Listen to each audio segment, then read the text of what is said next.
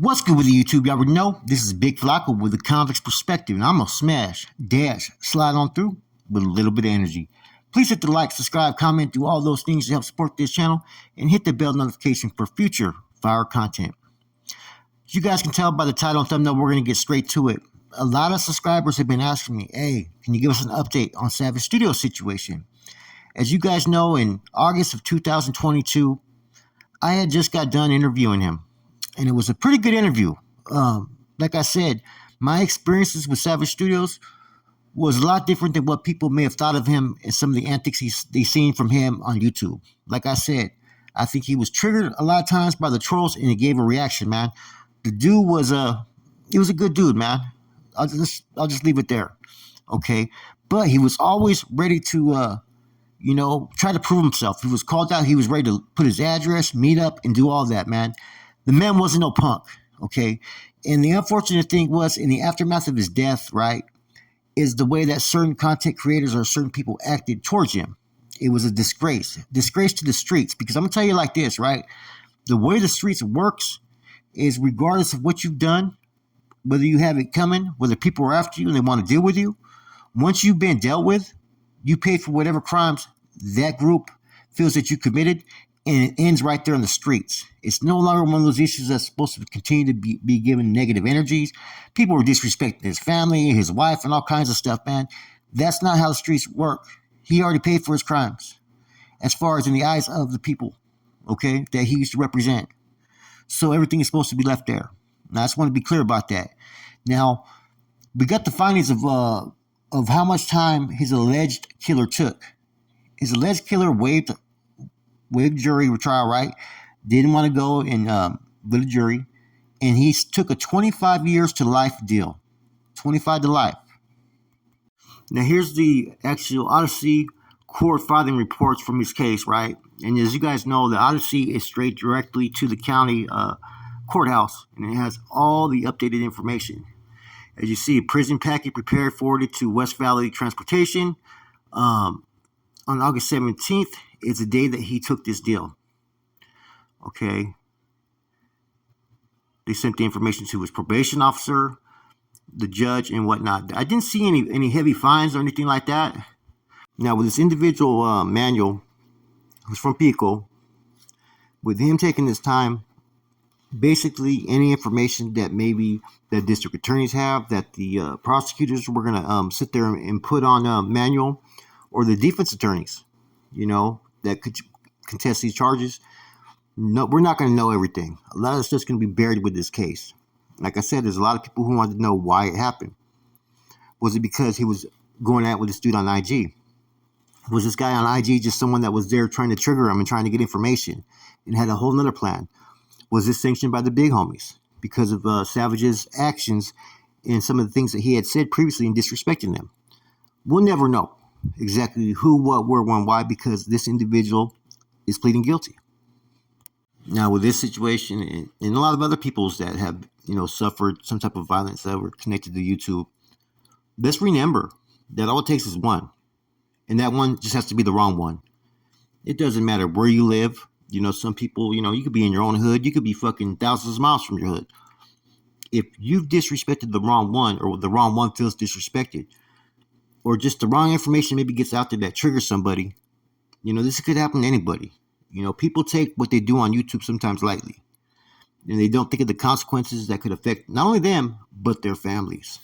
Now, some people, play it as a game. They think that they're okay because they didn't do this or do that. But at the end of the day, right, if you're labeled a degenerate, if you program it down an SNY yard, any of that stuff, you're a target any moment out there in the streets. And just because you're not being fucking hounded or trolled, right, does not mean that you may not be a bigger target, or you may not fucking caught someone on a bad day that got some hair in their ass that's looking for you. Let's keep it real. For instance, sometimes it may appear like I'm the more, like a lot of trolls like to go after me and then try to get me going and trigger me, right? But, that's just a small percentage of people. Sometimes they have about 100 accounts associated to them, right? That just start making a lot of noise. And so they're not any individuals that I fear what they say, because I already know what time it is. Those are just PCs. You know what I'm saying? There are probably dudes that had channels that were fucking on those yards. Would be more worried about the ones that aren't on the comment section, that aren't talking noise. Those are the ones that you got to worry about, or the ones that are trying to infiltrate and set you up. Like, I talked to Savage Studios a few times. There was a couple times where they tried to make a move on his life out there on the streets. The one person that came to his door looking for his dog, and another dude he crept on that had his shotgun hidden concealed in the hood of the fucking motor right there in the car, right? I got to talk to him about that. There's been a couple times, right? But see, real ones aren't going to sit there and announce that they're coming. They're not going to whoop on nobody on YouTube. They're not going to do all that Pesete stuff. They're just going to come. And so, the main thing I got to really sit there and stress is don't look at the situation with Savage Studios, right? Don't look at it with a blind eye. Pay attention, because that could happen to anybody out there in this prison genre. Now, let's look at this whole situation. So the dude took 25 years to life, and what that does, right, it puts him in a position where he doesn't have to get on the stand. It puts people in positions where no witnesses come forward and a lot of information doesn't come out. The discovery is going to be something totally different than may be in the police report. And unless he files an appeal, then all that stuff may come out. But I think he's okay with the 25 years to life. As we know in California, 25 years to life does not mean that you're going to be doing life. Now, I'm going to go out here on a limb and say that this individual is going to be on an active yard. And I think if he doesn't put himself out there, I think he'll just be able to program like any other Southsider. If he puts himself out there, then I think there will be some recognition. If he ends up on the SMY side, 25 years is a long time. Anything can happen. There's a lot of dudes that come in there, they're full-fledged fucking soldados, right? Yet eventually they go SMY. Now, that's going to be a different story. If he does, there's some dudes on that other side, some 2-5ers, that are going to want to see him about some business, right? Now that the fact that they're integrating the yards, right, is that going to make individuals look to try to fucking take this dude out? So the individual allegedly, like I said, took Savage Studios' life. There he is, Manuel Antonio Robledo Diaz, 9408. He is housed at Calipatria State Prison, man. He got his own cross he got to carry, man, for, whether he committed this crime or not. I'm not willing to talk about it. But apparently he pled guilty, so we'll see what happens, in his life. Now, he's eligible for parole in 16 years, 2038. A lot of times people sometimes commit these type of crimes, and what ends up happening is shortly into their sentence, man, they start to have that regret, like, man, this is the rest of my life. Stay tuned. We're going to figure out probably the next couple of years where this individual stands, man. Now, I've seen a few videos, what's going to happen if Savage Studios killer goes to the prison. Are the 2-5ers going to make a move on him? Like I said, it's going to be very rare if he stays mainline that he will ever encounter a group of 2-5ers. The only thing I can see that could potentially ever happen is, say, if this dude was being escorted across the yard, why some 2-5ers were out on the yard, right? And they seen him walking, and they decided to go against the fucking cops trying to get to him. Other than that, they're going to be separated. He's going to be mainline. They're going to be on SMY. Now, if they decide to put, this reintegration that they're doing, it's only reintegration on paper. They haven't been really releasing anybody out there in the level 4 yards. Now, if he goes to level 3, level 2, there's always a chance that there may be an individual who's trying to get their points low enough to try to make a move on him. Okay? So you never know what the future holds or what CDCR is going to be doing. He could end up being on all bad terms by his own people, for whatever actions he may have took. You don't know. There's always different narratives that are being created as these stories go. And what I mean by that is, who's to say he was sanctioned to do this? Who was to say that this didn't bring too much heat on some of the big homies in that area? So there's a lot of questions that people don't know that need to be answered. I remember when all this stuff happened. If you remember, I never really tried to make any reference to why he did it, who, what, where, when, why. But you had multiple channels that were basically saying that one particular group was probably responsible.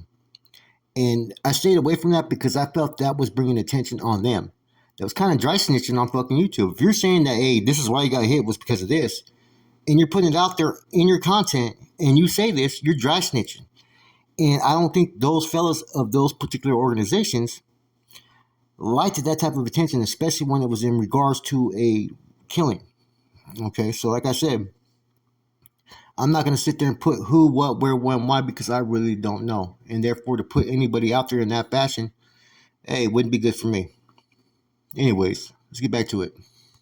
Anyways, I wonder what this individual manual is really thinking right now. I mean, a lot of times it sounds good in the moment, being about that action, being about the business, being a gangster, right? But when you sit there and plug someone and knock them down, right? And then you're looking at all that time, I wonder how many people who are doing life sat there and like weeks later, months later, finally realized that, man, they wish they wouldn't have made that choice or decision. I wonder how many still, 10 years later, who are doing that life sentence, honestly can tell themselves that, hey, I ain't tripping, I'm here. You know what I'm saying? I wonder how many. I think a whole lot of people live with that regret. And that's something for the youngsters out there to realize, man, that, you may be thinking that you're doing something that's honorable or is going to give you street cred, but rethink it, man, because maybe it's not worth it. Unless that person maybe's done something to you and you have a personal vendetta, you know what I mean? It's not your business, to be honest with you. Stay out of it. Let those that want to make it their business do it, because otherwise you're doing somebody else's work. And see, that's one of the biggest problems and why there's so many SNYs nowadays is because people sit there and will commit themselves to doing a crime that they think is for their gang, their hood, their big homies, right?